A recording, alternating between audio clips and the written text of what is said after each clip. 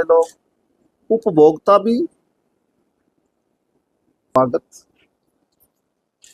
देखिए, ये देश जब आजाद हुआ 1947 से लेकर और आज हम यहाँ बैठे हैं, बीच में एक समय ऐसा भी आया जब सरकार भारतीय जनता पार्टी की नहीं थी।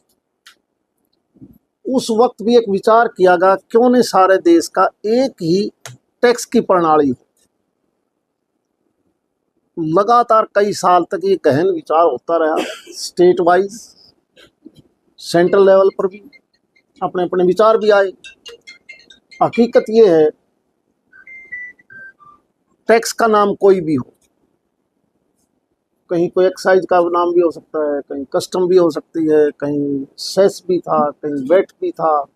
कई जगह तो एक शहर से दूसरे शहर में जाने के लिए म्यूनसिपलिटी भी टैक्स ले लेती थी। एक प्रदेश से दूसरे प्रदेश में कई प्रकार की टैक्स कलेक्ट करने की व्यवस्था थी, और वो टैक्स लोगों से इतना ज़्यादा जाता था, लेकिन जब सरकारी खजाने में आता सारा जोड़ के तो उसकी मात्रा बहुत कम थी।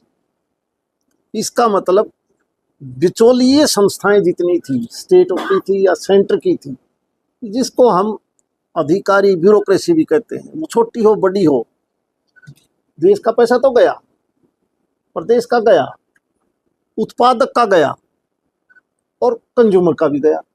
गया किसकी? कुछ जेब में चला गया। तब ये विचार आया कि क्यों नहीं एक ही प्रणाली बना ली।